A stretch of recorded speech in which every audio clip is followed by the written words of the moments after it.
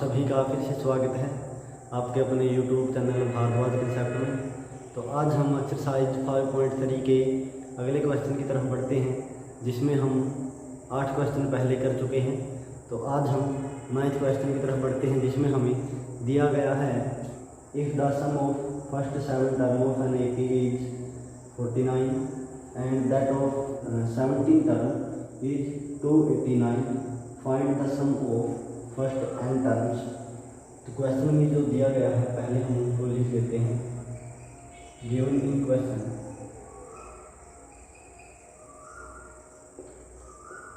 Some of first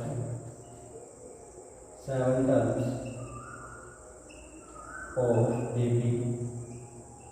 AP के पहले 7 पदों का योग 49 दिया गया है और AP के 17 पदों का योग sum of first 17 term of AP equal to 289। AP के पहले 7 पदों का योग 49 दिया गया है। AP के पहले 17 पदों का योग 289 दिया गया है। हम जानते हैं we know that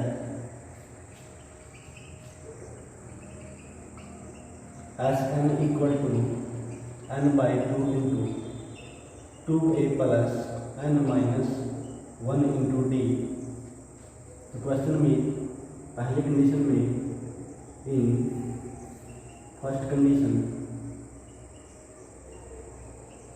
S7 equal to 49। S7 को हम लिख सकते हैं 7/2 फार्मूले में पुट करेंगे n/2 into 2a plus n minus 1, n की वैल्यू हमारे पास 7 minus 1 into d which is equal to 49। 2a plus ये होगा 6d equal to 49 into 2 divide by 7। तो 7 से इसको कैंसिल करेंगे, 7 7 जा 49, 2a plus 6d which is equal to 7 into 2, ये होगा 14। तो इसको हम इक्वेशन फर्स्ट नेम से दे सकते हैं। पहली कंडीशन में हमारे पास जो इक्वेशन बन के आई है वो है 2a plus 6d equal to 14। In second condition जो हमारे पास दूसरी शर्त में दी गई है, इन सेकंड कंडीशन दूसरी शर्त के अनुसार S17 की जो वैल्यू दी गई है वो है 289। AP के 17 पदों का योग 289 है। तो इसको हम लिख सकते हैं n/2 17/2 into 2a plus n minus 1, n की value 17 minus 1 into d equal to 289। तो यहाँ से हमारे पास 2a plus 16d which is equal to 289 into 2 divide by 17, 2a plus 16d which is equal to, हम जानते हैं 17 की पावर 2 यानी 17 का जो स्क्वायर होता है वो 289 होता है। तो इसको हम 17 बार कैंसिल करेंगे, 17 इंटू 2 ये होगा 34। तो इसको हम इक्वेशन 2 नेम दे सकते हैं। तो इक्वेशन फर्स्ट और इक्वेशन सेकंड को हम सॉल्व करेंगे। यहाँ पर भी a का जो कोफिशिएंट है वो भी 2 है, यहाँ पर भी a का कोफिशिएंट वो भी 2 है। तो इक्वेशन सेकंड और फर्स्ट को जब हम सॉल्व करेंगे from equation first and second समीकरण 1 व 2 से, यदि हम 2 में से 1 माइनस करते हैं, समीकरण 2 जो हमारे पास है 2a plus 6d equal to 34। Equation first है हमारे पास 2a plus 6d equal to 14। जब हम सब्ट्रैक्ट करेंगे तो सिंबल चेंज हो जाएंगे, जो पॉजिटिव है वो नेगेटिव हो जाएगा, जो नेगेटिव है वो पॉजिटिव हो जाएगा। तो कैंसिल हो जाएगा। 16d माइनस 6d ये होगा 10d which is equal to 34 में से हम 14 माइनस करते हैं तो ये बचेगा हमारे पास 20। तो जो डी की वैल्यू होगी वो होगी 20/2। तो ये होगा डी इक्वल टू 2, यानी सार्वभौमिक कॉमन डिफरेंस की जो वैल्यू है वो होगी हमारे पास 2। AP का सार्वभौमिक यानी common difference which is equal to 2। तो समीकरण 2 या 1 में हम डी की वैल्यू पुट करेंगे और फिर वहाँ से ए की वैल्यू फाइंड आउट करेंगे। Putting the value of A, putting D equal to यहाँ पर डी की वैल्यू पुट करेंगे 2 इन इक्वेशन फर्स्ट। समीकरण 1 में डी का मान रखने पर 2a प्लस 6 इंटू डी की वैल्यू है हमारे पास 2 equal to 14। 2a plus 6 2 12 equal to 14। 2a equal to 14 minus 12 ये होगा हमारे पास 2।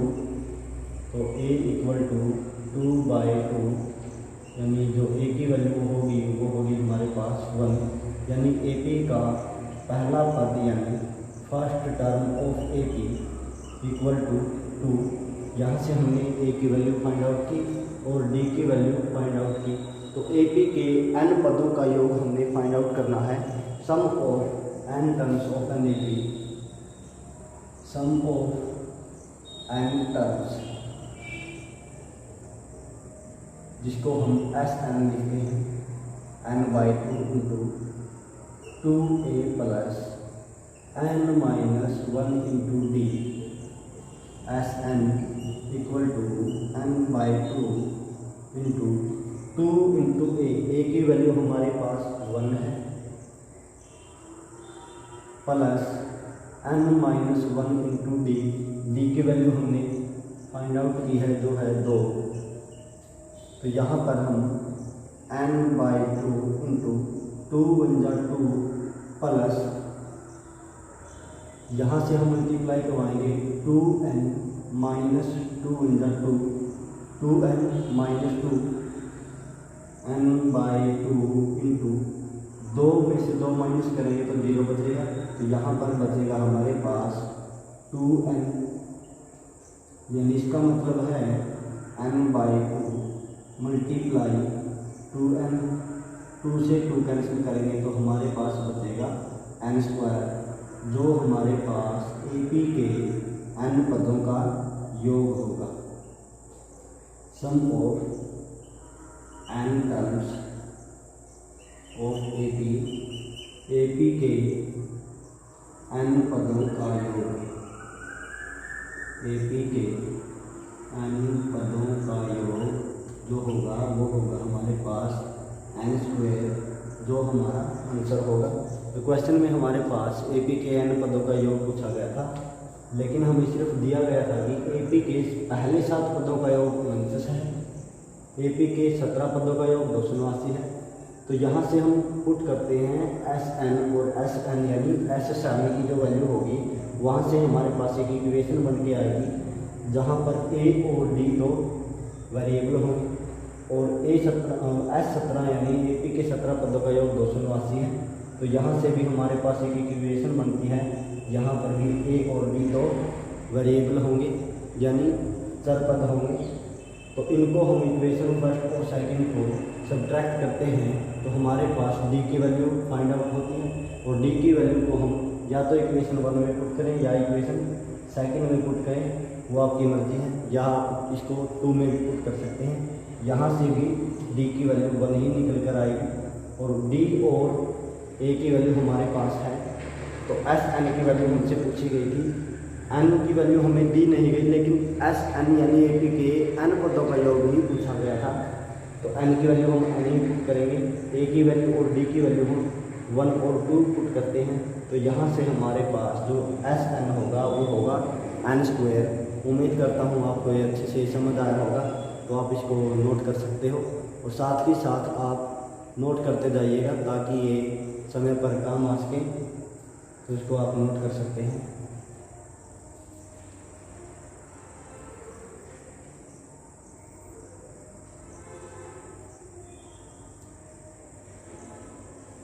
तो आइए 10th क्वेश्चन की तरफ हम बढ़ते हैं, जिसमें हमें दिया गया है so that A1, A2, A3 up to AN form an AP where n is defined as below.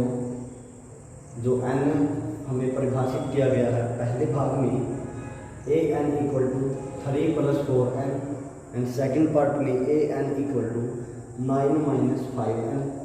Also find the sum of first 15 term of each case। तो 10वें क्वेश्चन में हमारे पास एक AB बनानी है।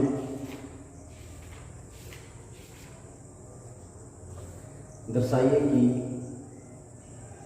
A1, A2, A3 up to AN से एक AB बनती है यदि AN नीचे दिए अनुसार परिभाषित है। यानी पहले भाग में जो हमारे पास है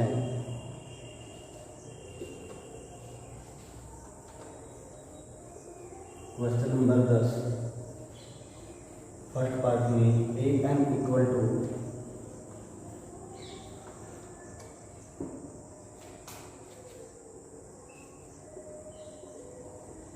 AN इक्वल टू 3 + 4n। तो यहाँ से हम AB बना सकते हैं। Put n equal to 1, n बराबर 1 रखने पर A1 की जो वैल्यू होगी 4 × 1 यानी 4 × 4 और 3 7। A1 की वैल्यू होगी हमारे पास 7। Put n equal to 2, n का मान 1 रखने पर 2 रखने पर तो n के स्थान पर हम 2 पुट करते हैं। जो A2 की वैल्यू होगी वो होगी 3 + 4 × 2 4 × 2 8 8 और 3 11 यानी AP का दूसरा पद होगा हमारे पास 11। Put n equal to 3, n का मान 3 रखने पर A3 यानी AP का तीसरा पद होगा 3 + 4 × n, n के स्थान पर हम पुट करेंगे 3। तो ये होगा 4 × 3 12 12 और 3 15। यहाँ पर हमने इस प्रकार नहीं करना कि 3 और 4 7 7 × 3 होगा 21, ऐसे नहीं। 4 की मल्टीप्लाई हमने 3 के साथ करवानी है। तो AP का तीसरा पद होगा हमारे पास 15। आप यहाँ से चौथा पद भी फाइंड आउट कर सकते हैं, लेकिन हमें उसकी आवश्यकता नहीं, क्योंकि हमने सिर्फ 3 पदों से ही इसको जांच कर सकते हैं कि ये AP है या नहीं। तो कॉमन डिफरेंस होगा यानी सार्वंतर, कॉमन डिफरेंस जिसको हम सार्वंतर बोलते हैं, D इक्वल टू ये होना चाहिए A2 - A1 A3 - A2 दोनों इक्वल होंगे तो ये AB बनेगी। D equal to A2 - A1 11 - 7 ये होगा 4 और A3 - A2 ये भी होगा, ये होगा 11 - 7 सॉरी यहाँ पर ये होगा 15 - 11। A3 की वैल्यू है हमारे पास 15 - 11 विच इज इक्वल टू 4। यानी कॉमन डिफरेंस की जो वैल्यू होगी वो होगी हमारे पास 4। तो यहाँ से हमारे पास जो AP बनी है AP वो है हमारे पास 7 11 15 7 11 15 अप टू n टर्म्स। लेकिन क्वेश्चन में बोला गया है कि AP के पहले 15 पदों का योग ज्ञात कीजिए। तो A15 की जो वैल्यू होगी यानी 15th term of AP 15th term of AP जिसको हम A15 लिखते हैं। और हम जानते हैं A15 का जो फार्मूला होता है वो होता है A + 14D A + 14D। A की जो वैल्यू है हमारे पास 7 + 15 × D की वैल्यू हमारे पास है 4। तो ये होगा 56 + 7 56 और 7 होगा हमारे पास 63। यानी AP का 15वां पद होगा 63, यानी AP जो बनेगी हमारे पास वो बनेगी 7, 11, 15 अप टू 63। तो इस AP में हमने AP का जो सम फाइंड आउट करना है, वी नो दैट, हम जानते हैं कि, तो यहाँ पर हम पहले लिखेंगे कि AN equal to 3 + 4N gives an AP। AN equal to 3 + 4N एक AP बनाती है, यानी एक AP को परिभाषित करती है। हम जानते हैं we know that SN equal to n/2 into 2A + n-1 into D। लेकिन हमारे पास यहाँ पर AN यानी A15 दिया गया है, तो इसको हम लिख सकते हैं n/2 इंटू A + AN। तो n की value 15/2 into A + AN। AN की वैल्यू है हमारे पास 63। 15/2 इंटू, ब्रैकेट का मतलब है हमारे पास मल्टीप्लाई, तो ये होगा 70। तो कैंसिल करेंगे तो ये होगा 35। 35 दूनी 70। 15 इंटू 35, इन दोनों की मल्टीप्लाई करेंगे तो हमारे पास S15 की वैल्यू फाइंड आउट होगी। तो 15 × 5 = 73, कैरी 7, 15 × 45 और 7, ये होगा 45 और 7 52, यानी AP के 15 पदों का योग होगा 525। यही हमारा आंसर होगा। और इसी प्रकार आप AP बनाकर सेकंड पार्ट को भी सॉल्व कर सकते हो। उम्मीद है वो आप अपने आप कर सकेंगे, तो आप इसको नोट कर सकते हैं। उसमें भी हमने जो AN दी गई है इक्वेशन है हमारे पास, AN इक्वल टू 9 - 5N। पहले हम 1 पुट करेंगे, ये होगा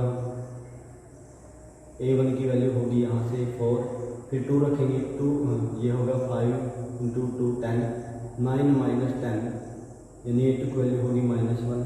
A3 की जो वैल्यू होगी 3 पुट करेंगे, 3 × 5 = 15, 9 - 15 ये होगा -6, यानी AP का तीसरा पद -6 होगा। तो इस प्रकार यहाँ से ये AP बनेगी। कॉमन डिफरेंस फाइंड आउट कर सकते हैं। -1 माइनस करेंगे 4, तो ये होगा -5। यहाँ से -6 में से माइनस करेंगे -1, तो माइनस और माइनस ये होगा प्लस, तो यहाँ से भी -5 होगा।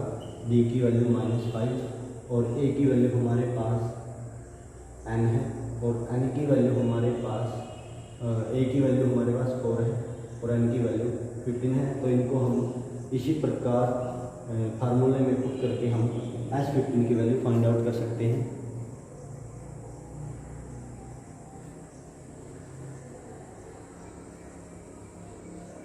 नेक्स्ट क्वेश्चन की तरफ बढ़ते हैं।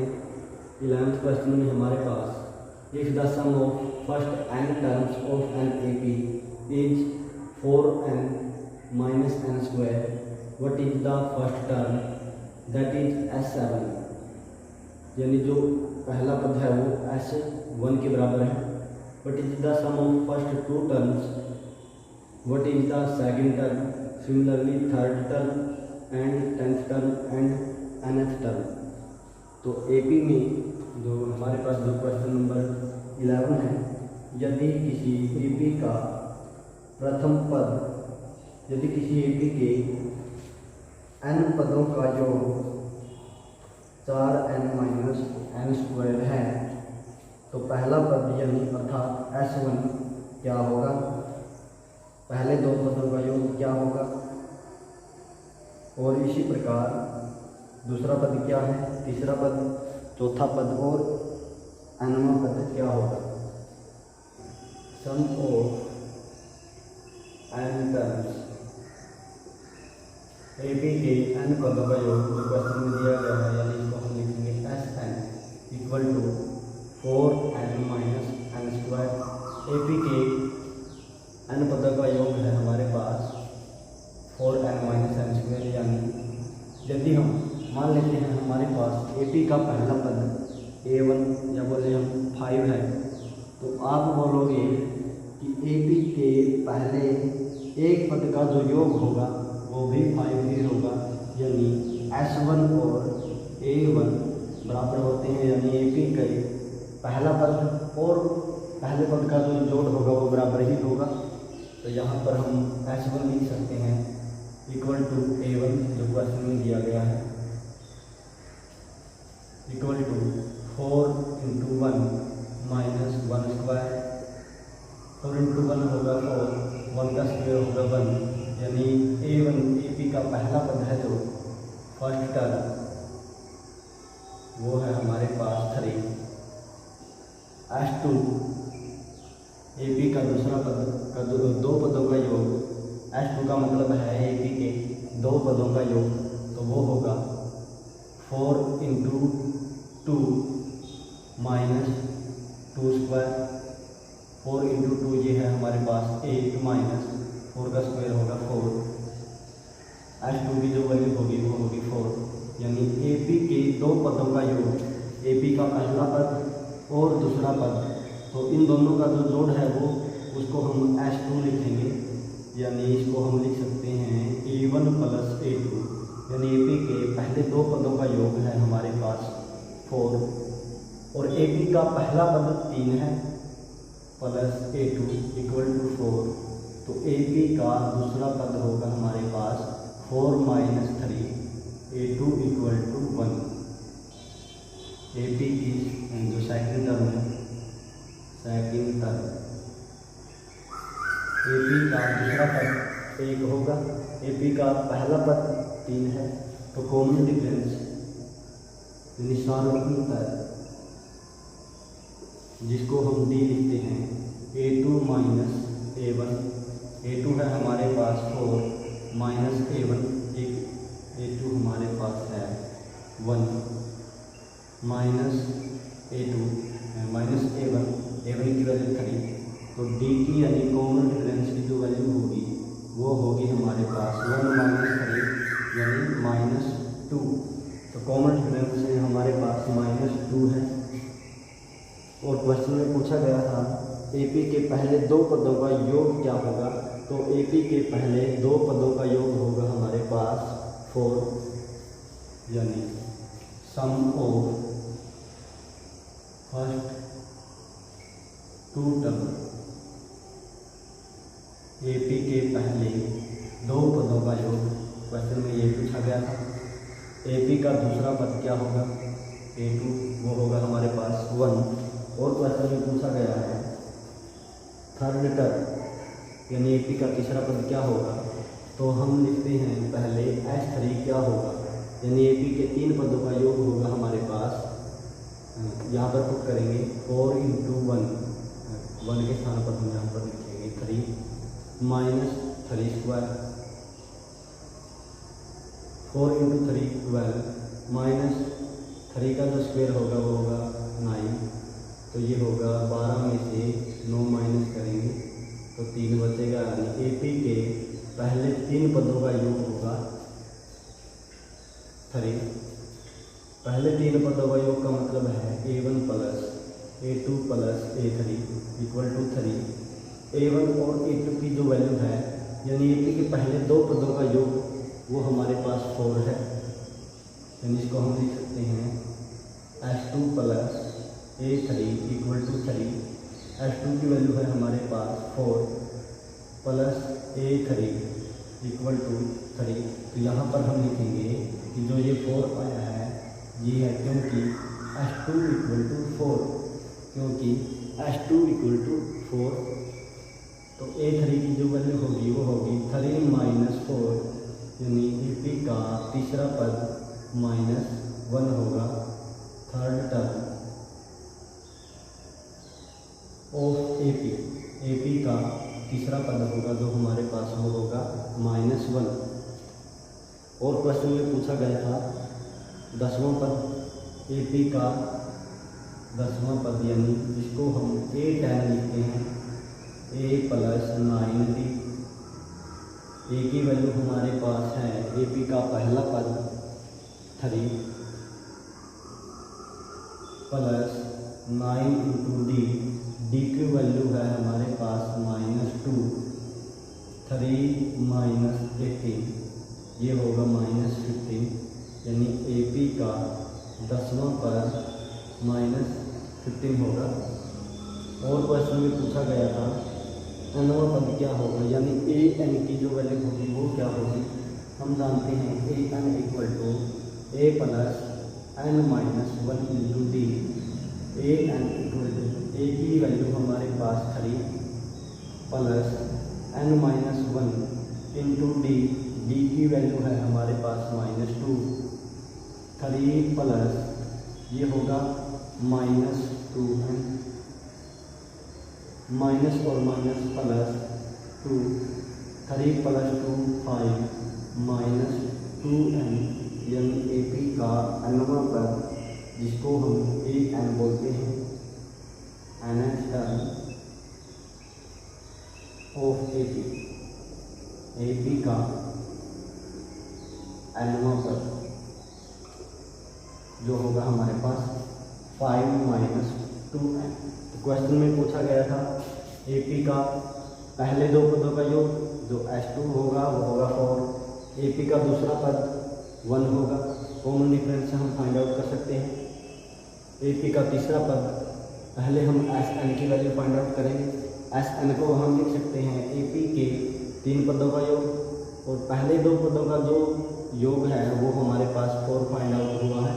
तो 4 माइनस 3 माइनस 4 की 3 की वैल्यू हम फाइंड आउट कर सकते हैं। जो क्वेश्चन में पूछा गया था ए पी का तीसरा पद क्या होगा, वो होगा -1। ए पी का 10वां पद क्या होगा, जिसको हम लिखते हैं ए प्लस 9d।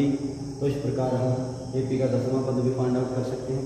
और क्वेश्चन में हमें ए पी का nवां पद यानी nth term of A P पूछी गई थी, तो वो होगी हमारे पास ए एन इक्वल टू 5 - 2n। तो उम्मीद है ये क्वेश्चन आपको अच्छे से समझ आए होंगे। तो ये क्वेश्चन बहुत ही इम्पोर्टेंट है, और पिछला क्वेश्चन भी काफ़ी इम्पोर्टेंट है, जहाँ से हमने एपी बनानी होगी और उस एपी से हमने एपी के 15 पदों का योग फाइंड आउट करना था। तो उम्मीद है आपको अच्छे से समझ आया होगा।